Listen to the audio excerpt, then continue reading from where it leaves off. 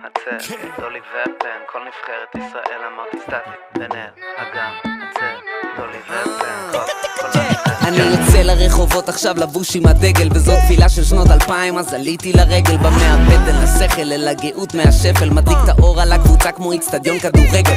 שם הרבה כסף על ספרי קצף וזיקוקים, בלי חגיגות אנחנו לא מסופקים. ישראלי אסלי, כשהעם שלי קורא לי, אף מונח לי אלי עד הגג של עזריאלי.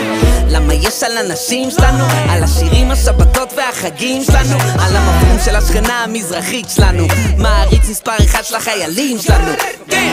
כולנו פה ישראלים ולא תראו אצלנו פריירים, לא אכפת לנו גם מה